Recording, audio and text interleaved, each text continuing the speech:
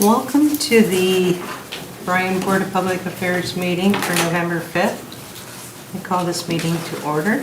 Would you please stand and say the Pledge of Allegiance? I pledge allegiance to the flag of the United States of America and to the republic for which it stands, one nation, under God, indivisible, with liberty and justice for all. And John, would you call the roll, please? I will. Karen Ford, Present. Annette Schreiner, Here. Jim Salsbury, Yes, here. Dick Long, Present. and Bob Eyre. Yes. All present and accounted for. Thank you. Next up on the agenda is to approve the minutes of the October 15th, 2024 meeting. You've all been presented with a copy of the minutes. Any changes or additions, corrections? Otherwise, I'll accept the motion to approve. I make a motion. Second. Bob, Yes. Dick, Yes. Karen, Yes. Annette, Yes. and Jim. Yes. Next up, a hearing of public concerns. Anyone? Seeing none. Up next is a resolution authorizing the salary for BPA members beginning January of 2026. John, we'll ask you to lead discussion, please. Resolution number 25, 2024, authorizing and setting the salary for members of the Bryan Board of Public Affairs beginning in the calendar year 2026. And let's see.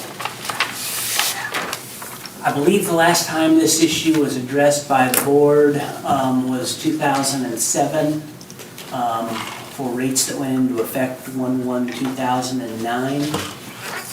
Raised the hourly or the per meeting rate from $150 to the current $250. And this resolution would propose to raise the $250 to $300 per meeting, effective 1/1/2026 for those who are starting new terms at that time. And I can tell you that the City Council was taking up similar language this evening when they meet at 5:30 for themselves. Obviously don't know the outcome, but both parties are taking that up this evening.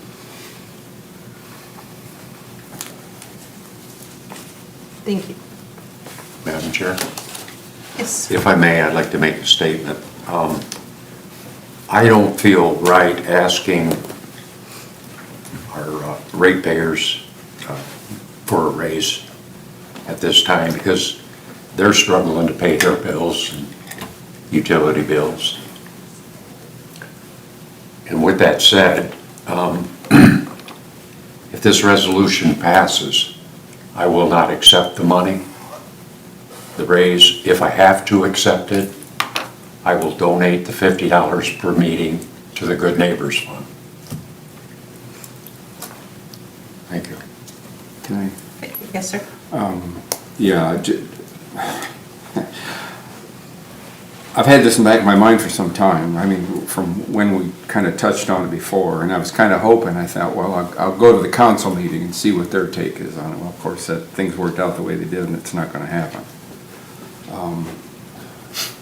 But yeah, I have mixed emotions about accepting it too. I mean, talking to one of the council members, they mentioned that the amount of time that they have to spend doing council business.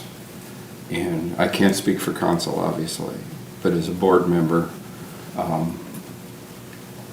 don't know. I just feel like we're fairly compensated for what we do. I mean, there's been times, well, Dick's been in the same boat. I mean, we've both had to fill in for or act as interim directors, and it took a considerable amount of time. But it's part of the job, I guess. I just don't feel right. I mean, it's just been, what, 2 weeks ago that we were asking people to donate to the Good Neighbors Fund. So we got people out there that are struggling. And I don't like the way it would look as if when these people put in the newspaper that we passed a $50 raise, that's a 20% raise. Comment. John, you said 2007 was the What was the prior date, do you recall? I'm sorry, Bob, I do not know. Okay. It was $150 up until 1/1/2009. Okay. How long that was in place, that I do not know. Jim and Dick, I understand exactly where you guys are coming from. Same point in time, there are raises that each and every business has, approximately 2 to 3% each year to cover for the increase of cost of living, things like that.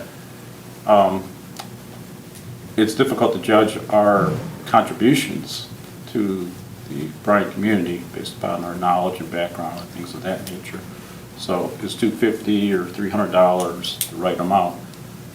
I feel that since 2007, and you've been here longer than I have, that it's time that it has to be recognized that there has to be an increase, only because of the fact that we have to understand that there are people out there that we need to encourage to come out and run for the board. Not that to say that $300 is going to make a difference for them, but it does make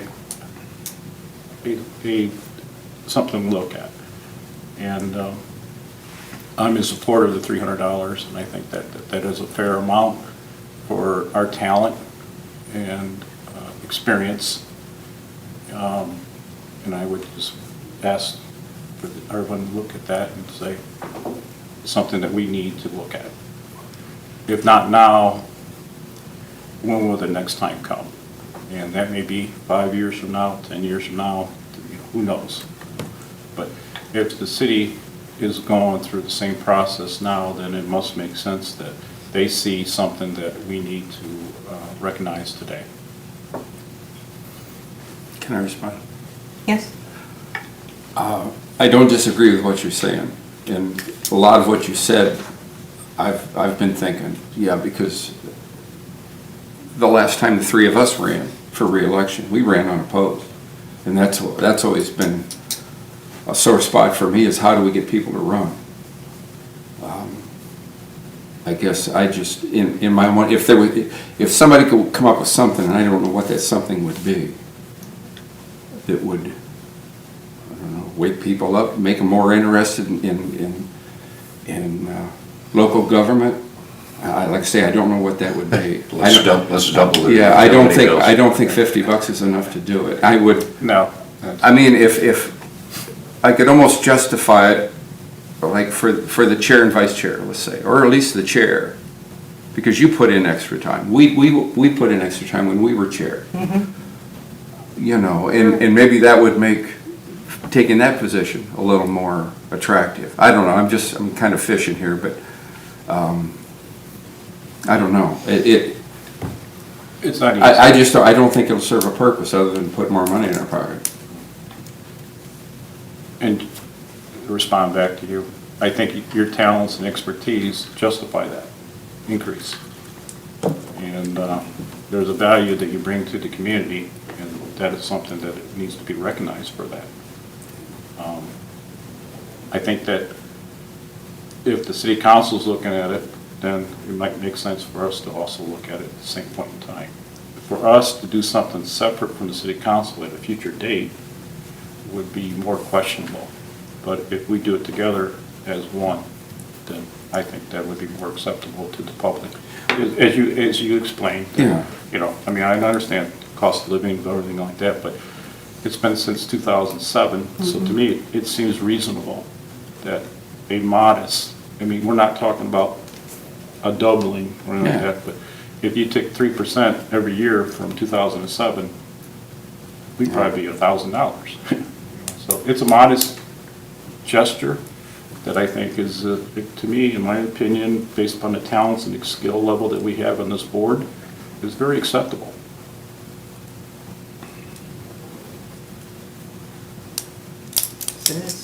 I'm going to agree with Bob Eyre. He said everything perfectly. I have just one other thing I could add. Well, we did get a list of other cities to see what they pay their boards and councils. And we are on the bottom end of that list. So it's not like we're making a lot now. I do agree with Bob's comments, and I'm going to add one more thing about that. And that is in our charter. Not that the charter dictates what we should make, but there's a section called compensation. It's 3.03. And in there, it says the compensation members of council and the Board of Public Affairs. And it listed what it was at the time the council was written. It says that, goes on the next sentence, the compensation of members of council and the Board of Public Affairs may be increased or decreased, and how you go about that, ordinance resolution. The reason I bring that up is because that's in a section all by itself, and I think the people who wrote this had every intent that we should be as one, be as the same.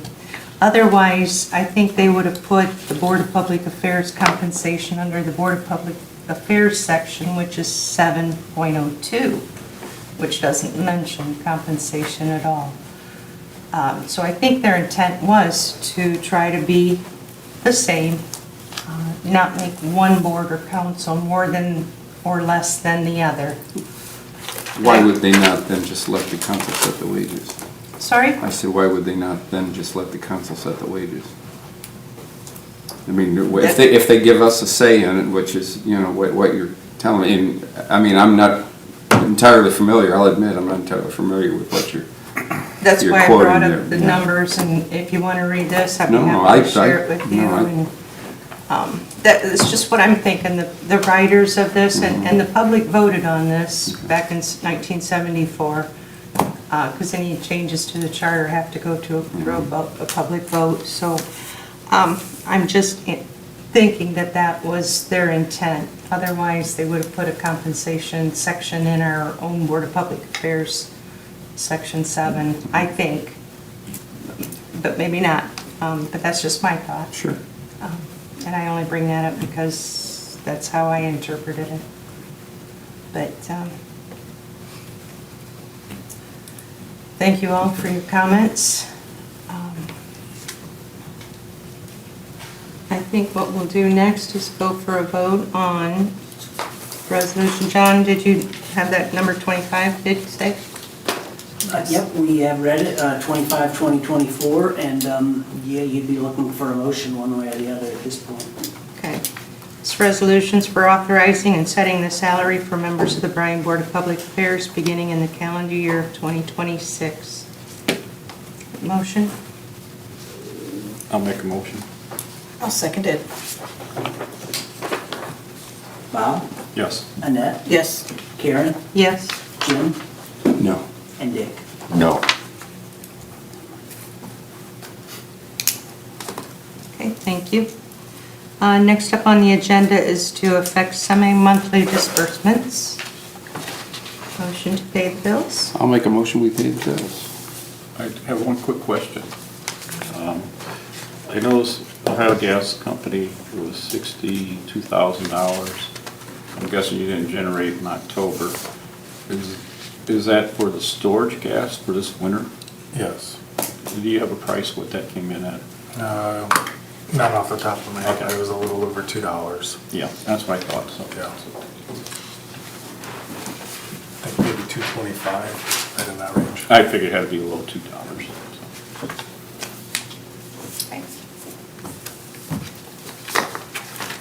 So Jim has moved, and we need a second. I'll second it. Jim, Yes. Annette, Yes. Karen, Yes. Dick, Yes. and Bob. Yes.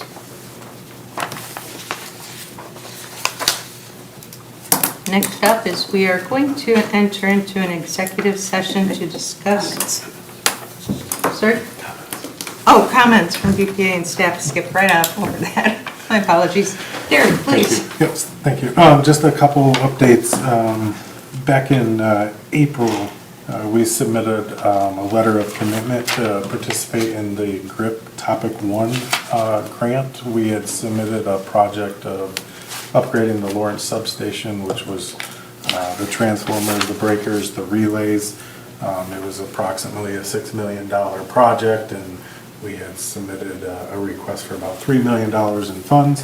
Unfortunately, middle of October, AMP heard from the Department of Energy, and that application was not selected for award.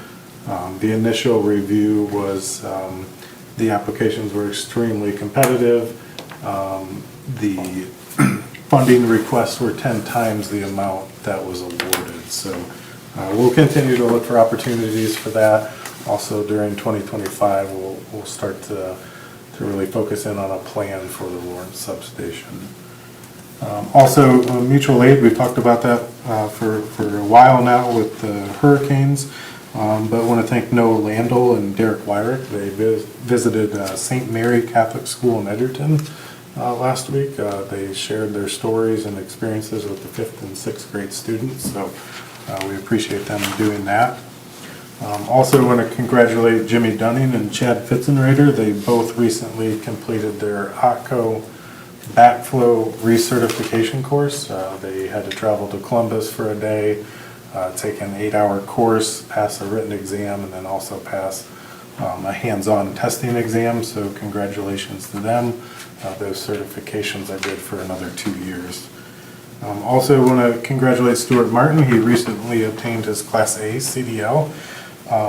Stuart was the first employee to go through the new process since the regulations changed about 2 years ago. So like in the past, he had to take the written test to get his permit, but then he also had to take 30 online training modules, pass those.